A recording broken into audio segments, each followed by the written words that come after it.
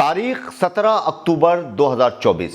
जगह उत्तर प्रदेश का मुरादाबाद जिला।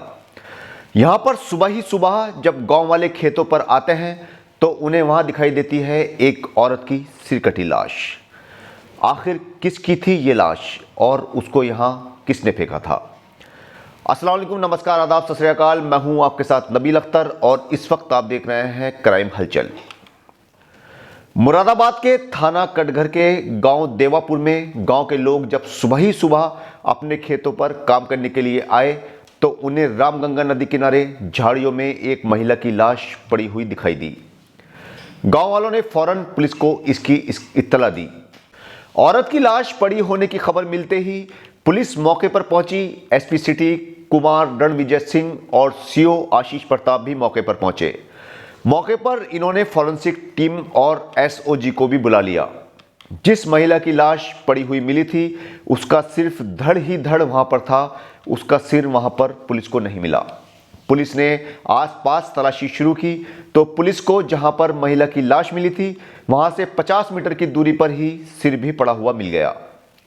पुलिस ने फौरन लाश को पोस्टमार्टम के लिए भिजवाया, जिसके बाद पता चला कि महिला का मर्डर गला काटकर किया गया है। महिला कौन थी और कहां की रहने वाली थी ये जानना जरूरी था। इसी के चलते पुलिस ने महिला के चेहरे का फोटो लेकर सोशल मीडिया पर शेयर किया। जैसे ही फोटो सर्कुलेट हुआ रामपुर पुलिस अलर्ट हो गई, क्योंकि रामपुर की सिविल लाइंस थाने में रिंकी नाम की एक महिला सिपाही की मिसिंग कंप्लेन दर्ज करवाई गई थी। पुलिस ने फौरन रिंकी के पति सोनू को इस बात की इत्तला दी। सोनू थाने पहुंचा, जहां पर पुलिस ने महिला की लाश के फोटो उसे दिखाए और उससे पहचान करने को कहा गया, लेकिन शिनाख्त नहीं हो पाई। जिसके बाद पुलिस सोनू को लेकर पोस्टमार्टम हाउस पर पहुंची, जहां पर गायब महिला के पति सोनू ने उसे पहचानने से इनकार कर दिया। पुलिस ने सोनू से पूछताछ की तो उसने पुलिस को बताया कि बिजनौर के कस्बा चांदपुर में रिंकी और उसका गांव पास पास ही थे। दोनों के गांव के बीच 7 किलोमीटर की दूरी थी। इत्तेफाक ऐसा रहा कि ये दोनों ही पुलिस में जाना चाहते थे और 2011 में इन दोनों का सिलेक्शन पुलिस विभाग में हो भी गया। ये दोनों एक दूसरे को पसंद भी करते थे। इसी के चलते दोनों परिवारों की रजामंदी से इन दोनों की 2013 में शादी कर दी गई। ये दोनों अपनी जिंदगी में काफ़ी खुश थे। इस बीच इनके 2 बेटे भी हुए। इन दोनों ने लंबे वक्त तक संभल जिले के चंदौसी में नौकरी की। यहाँ पर इन्होंने अपना मकान भी बनाया। करीब 2 साल पहले सोनू का ट्रांसफ़र रामपुर के लिए हो गया। 1 साल बाद रिंकी ने भी यहीं पर अपना ट्रांसफ़र ले लिया। इस बीच इन्होंने अपना चंदौसी वाला मकान बेच दिया और रामपुर में ही शिफ्ट हो गए। सोनू ने पुलिस को बताया कि इन दोनों की जिंदगी अच्छी तरह से चल रही थी कि अचानक इनकी जिंदगी में ओमपाल सिंह नाम के एक शख्स की एंट्री होती है, जो रिंकी के गांव का ही रहने वाला था। वो 7वीं फेल था और शराब का आदी था। सोनू ने पुलिस को बताया कि न जाने रिंकी को उसमें ऐसा क्या नजर आया कि वो उससे फोन पर लंबी लंबी बातें करने लगी। सोनू ने यह सोचकर इसे नजरअंदाज किया कि दोनों एक ही गांव के हैं, चलो कोई बात नहीं। लेकिन कुछ वक्त बाद सोनू को एहसास होने लगा कि इन दोनों के बीच मामला कुछ ज्यादा ही आगे बढ़ चुका है। सोनू को यह बात 1 साल पहले ही पता चल चुकी थी और तभी से वो लगातार रिंकी को समझा रहा था कि वो ओमपाल से दूर रहे। उसने ये बात अपनी ससुराल में भी बताई, लेकिन सोनू का कहना है कि वहां से भी उसकी बात पर कोई गौर या तवज्जो नहीं दी गई। सोनू ने बताया कि मुरादाबाद में उसकी ट्रेनिंग होनी थी, जिसके लिए वो मुरादाबाद एकेडमी में आ गया।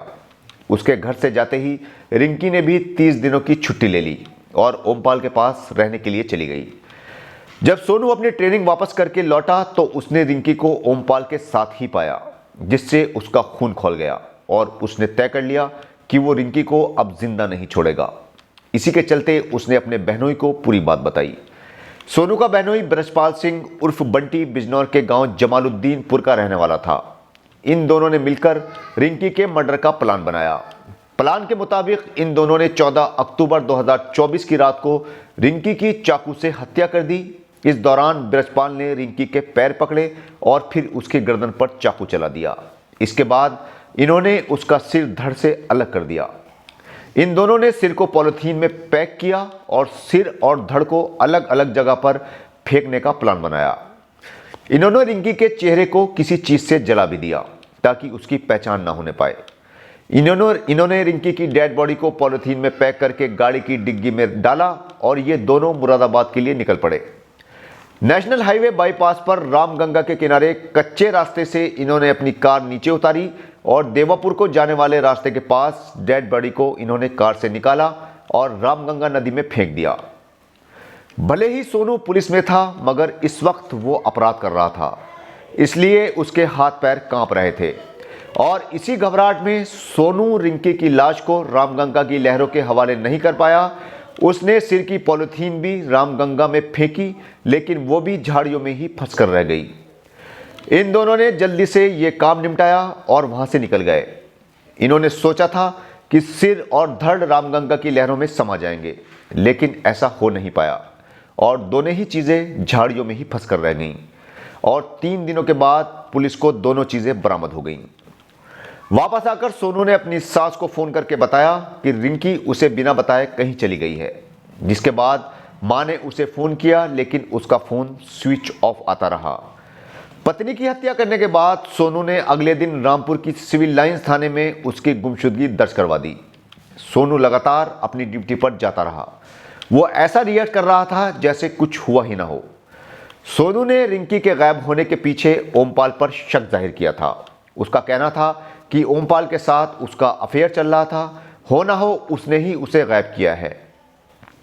शुरू में तो रिंकी के परिवार वाले भी यही समझ रहे थे कि रिंकी के गायब होने के पीछे ओमपाल का हाथ हो सकता है। पुलिस ने ओमपाल को उठाया और उससे पूछताछ की, लेकिन पुलिस को भी लगा कि ओमपाल का इस मामले से कोई लेना देना नहीं है। रिंकी के परिवार वालों को पहले से ही सोनू पर शक था। इसी के चलते उसकी सास अपने दूसरे दामाद को लेकर रामपुर पहुंची और पुलिस को पूरी बात बताई, जिसके बाद सोनू पुलिस के शक के घेरे में आ गया। रिंकी की मां ने रिंकी के हाथ पर बने ओम के निशान से उसकी पहचान की थी। पहचान हो जाने के बाद भी पुलिस एहतियात के तौर पर उसका डीएनए टेस्ट भी करवाएगी, ताकि केस के ट्रायल के दौरान किसी तरह का कोई सवाल खड़ा ना हो सके।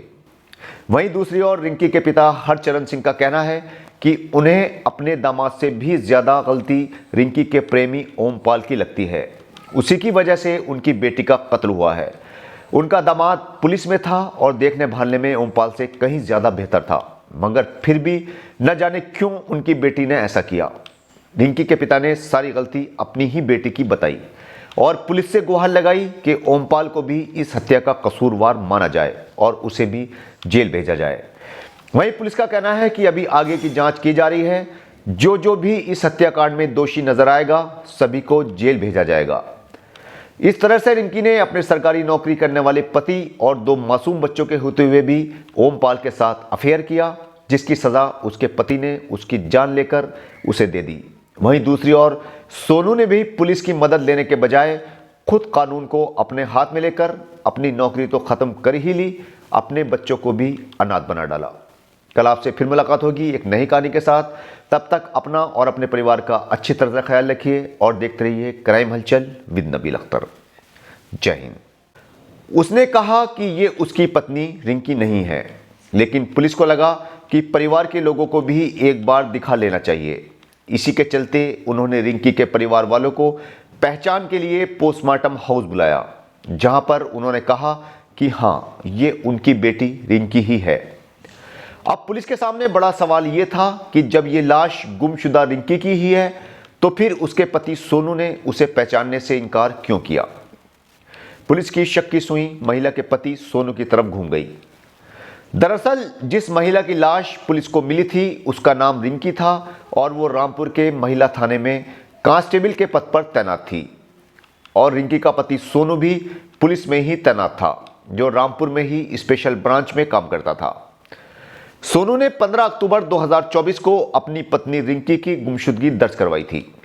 पुलिस का शक पूरा रिंकी के पति सोनू पर ही था, लेकिन पुलिस के पास कोई सबूत नहीं था। इसी के चलते पुलिस ने रिंकी के मायके वालों से बात की, तो रिंकी की मां हरवती ने पुलिस को बताया कि सोनू रिंकी के चरित्र पर शक करता था। इसी बात को लेकर इन दोनों के बीच अक्सर झगड़े रहा करते थे। सोनू रिंकी के साथ मारपीट भी किया करता था। सोनू को शक था कि रिंकी के अपने ही गांव के रहने वाले एक आदमी से अवैध संबंध हैं। इसी बात को लेकर दोनों में झगड़े हुआ करते थे। रिंकी रामपुर में तैनात थी। जहां पर वो तैनात थी वहां की थाना प्रभारी ने बताया कि रिंकी 2011 बैच की सिपाही थी और बिजनौर जिले के चांदपुर के गांव दरबड़ की रहने वाली थी। रिंकी 30 दिनों की छुट्टी पर गई थी। उसे 14 अक्टूबर 2024 को अपनी ड्यूटी पर वापस आना था, लेकिन वो वापस नहीं आई, जिसके चलते थाने पर उसकी गैरहाजिरी दर्ज कर दी गई। छानबीन करने पर पता चला कि रिंकी का पति सोनू भी बिजनौर जिले के चांदपुर इलाके के गांव रायपुर का ही रहने वाला था और 2013 में इन दोनों की शादी हुई थी। इन दोनों के 2 बच्चे भी हैं। बड़े बेटे का नाम आरव है और वो 12 साल का है। छोटा बेटा अक्षित 9 साल का है। रिंकी छुट्टी से वापस नहीं आई, मगर 17 अक्टूबर 2024 को उसकी सिरकटी लाश देवापुर गांव के खेतों से जरूर बरामद हो गई। सोनू की सास ने पुलिस को बताया कि उनका दामाद सोनू अक्सर उससे कहता था कि तुम्हारी बेटी के अपने ही गांव के रहने वाले 7वीं क्लास फेल एक मजदूर के साथ नाजायज ताल्लुकात हैं। मेरे लाख समझाने पर वो मान नहीं रही है। उसे समझाओ वरना अंजाम अच्छा नहीं होगा। पुलिस ने अपनी छानबीन आगे बढ़ाई तो पुलिस को पता चला कि सोनू ने अपने बहनों के साथ मिलकर रिंकी का मर्डर किया है। पुलिस ने परिवार की तहरीर मिलने के बाद रिंकी की हत्या के आरोप में उसके कांस्टेबल पति सोनू, उसके बहनोई ब्रजपाल सिंह उर्फ बंटी को गिरफ्तार कर लिया।